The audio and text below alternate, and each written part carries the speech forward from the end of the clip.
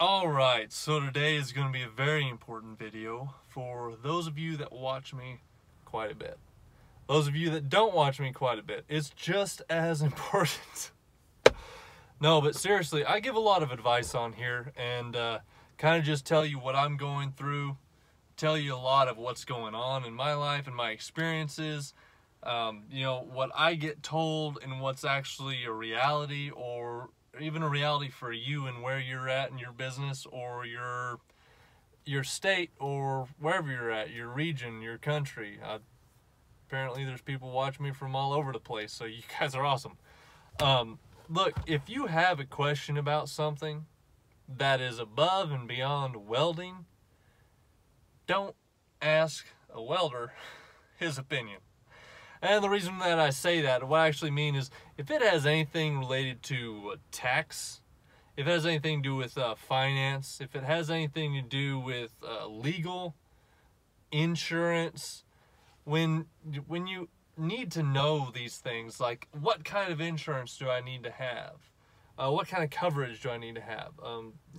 What kind of business entity do I need to have? What kind of licenses do I need to have? What kind of certificates or certifications do I need to have to operate as a welding business?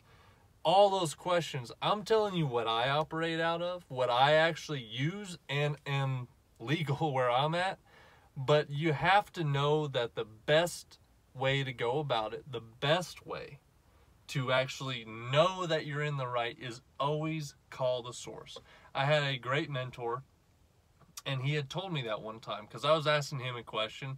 He was pretty knowledgeable. He did a lot of, he was a general contractor. I mean, millions of dollars have run through his fingers in his lifetime. He's retired now, but he used to do major projects. And I was just asking him some questions about my truck and about hauling and DOT was kind of the conversation. And his answer to me was, I could probably give you an answer, but the best thing is you need to call the source. Always call the source. So guess what I did? I called the source. I called the Department of Transportation here for Arkansas, and they gave me the answer I needed to. So I heard a lot of hearsay about what I needed, why I needed it, what I needed to do, why I needed DOT numbers. It went into as far as putting a logo on the side of my truck. If you have a load on the side of your truck, you gotta have DOT numbers. Just a lot of hearsay. And I really don't like hearsay. I like having the answer, the appropriate answer that I know if someone asks me what it is, I can tell them, no, I called the source. I know what I am about. I know what my right is. So that is the best advice I'd probably give to you, is take everything that I say as a grain of salt, or with a grain of salt. But it's more just kind of a guideline on where to go or who to talk to versus me telling you exactly what to do.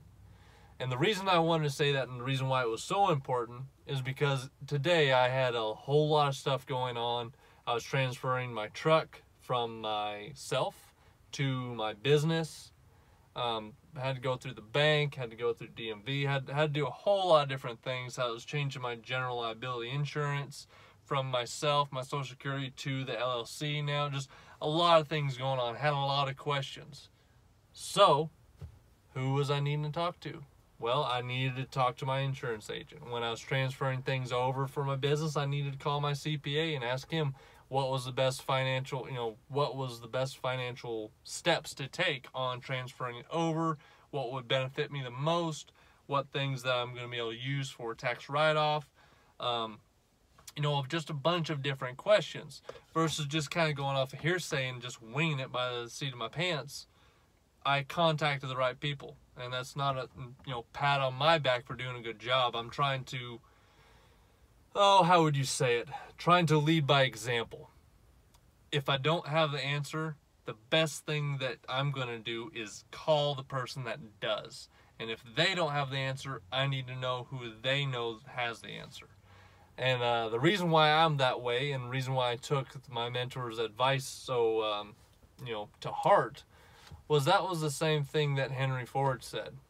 If you guys haven't picked up now, I'm a book nerd, and man, I've read a ton of business stuff. A ton. So practical and knowledge are two different things. Obviously, you guys are getting to experience my practical side. Knowledge side, I know it all. Practical side, I'm experiencing it all. It doesn't really match up most of the time. But a good little quote for you guys, it's paraphrased, I don't remember exactly, but it was said by Henry Ford, is, I'm not the smartest man in the room, but if you ask me a question, I know who to ask to get the answer. That was his thing. He was not the most intelligent person. He did not know everything. I guess there's a stigmatism going around that everyone feels they have to know all the answers and have it all figured out. Look, nobody does. But Henry Ford had the secret, and that is people, relationships. If you don't know the answer, that's fine. Just know the person that does, or know how to get a hold of someone that does have the right answer, and you'll succeed 100% of the time. It's worked so far for me, and it obviously worked out pretty well for Henry Ford. So that's the little spiel I have today for you guys about if you have any questions moving forward. Don't be afraid to take that step forward. Just do it and be educated in your step forward. Take calculated risks. Don't be stupid. Don't be silly. Don't just step out there because you're taking a leap of faith and everything's going to work out for you. It doesn't work that way. I wish it did, but most of the time it doesn't. Optimism is key, or optimistic people are the ones that really do succeed, but it also comes with having practical knowledge and making calculated risks. Just because you got a good feeling about something doesn't mean it's going to be successful. So that's my little rant for today. Hope you guys enjoyed the video. You have a great day. And as always, I'll talk to you later.